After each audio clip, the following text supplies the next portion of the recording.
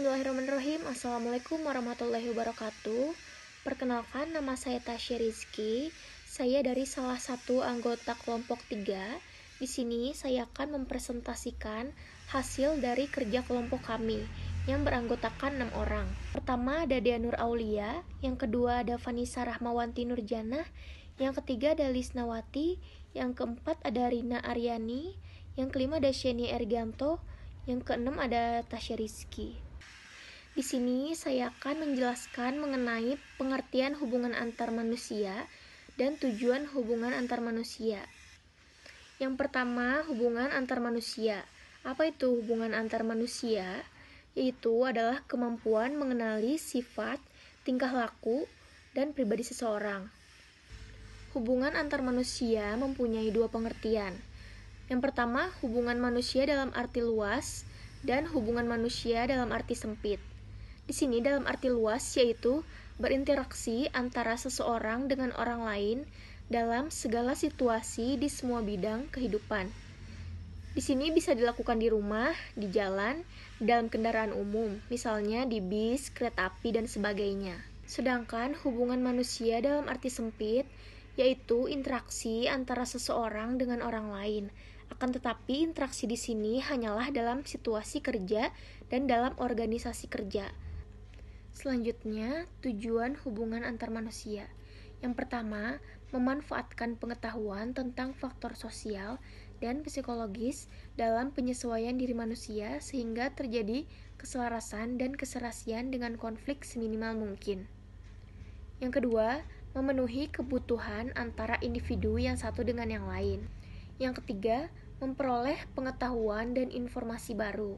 Karena dengan berhubungan dalam situasi ini, interaksi Anda dengan klien maka akan tetap memberikan informasi yang baru dan real dari klien. Menumbuhkan sikap kerjasama.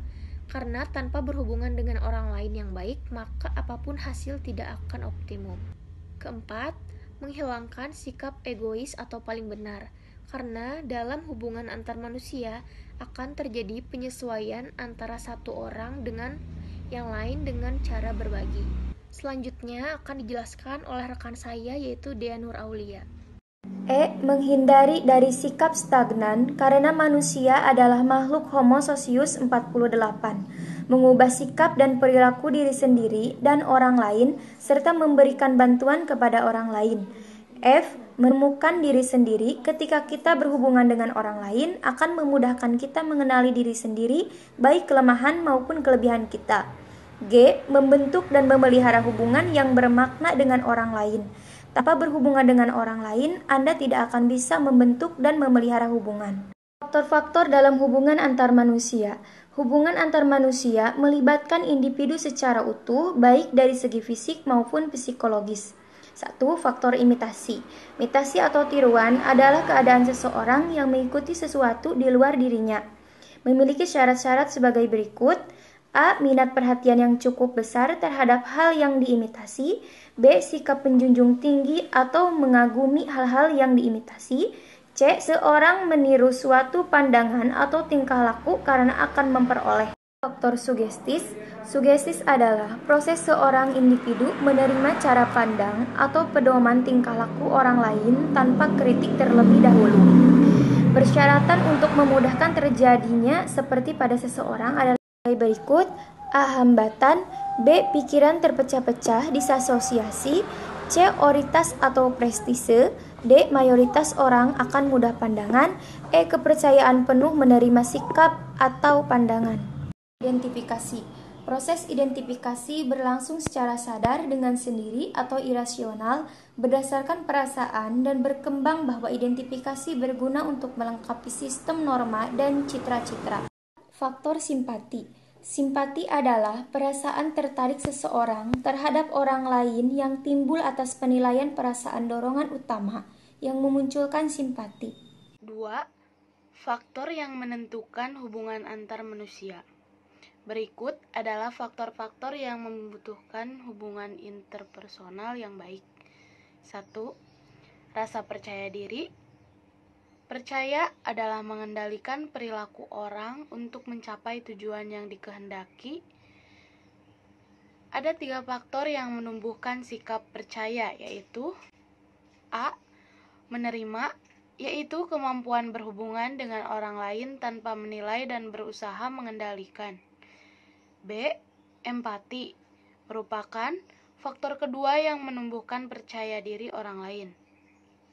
C. Kejujuran, faktor ini akan menaruh percaya pada orang yang terbuka. Kedua, sikap sportif adalah sikap yang mengurangi sikap melindungi diri dalam komunikasi yang terjadi dalam hubungan antar manusia. Yang ketiga, sikap terbuka. Sikap terbuka ini amat besar pengaruhnya dalam menumbuhkan komunikasi interpersonal yang efektif. D. Teknik-teknik dalam hubungan antar manusia. Teknik hubungan antar manusia terbagi dalam 1. Tindakan sosial, 2. Kontak sosial, ketiga, komunikasi sosial, dan yang keempat, teori antar manusia. Yang pertama, tindakan sosial. Menurut Max Weber, tindakan sosial adalah tindakan seorang individu yang dapat mempengaruhi individu lain di masyarakat. Tindakan sosial dibagi menjadi A. Tindakan rasional instrumental, yaitu tindakan yang memperhitungkan kesesuaian antara cara dan tujuan. B.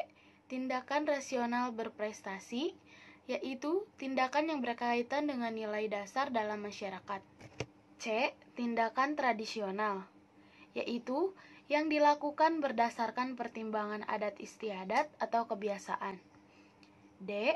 Tindakan efektif, yaitu yang dilakukan berdasarkan perasaan atau emosi. Yang kedua, kontak sosial. Kontak sosial adalah hubungan antara satu pihak dengan pihak lain yang merupakan awal terjadinya interaksi sosial. Kontak sosial dapat dibagi menjadi 2. A. Cara pihak yang berkomunikasi baik langsung atau tidak langsung. B. Cara terjadinya yaitu kontak primer atau kontak sekunder. 3. Komunikasi sosial. Proses ini terjadi saat kontak sosial berlangsung. 4.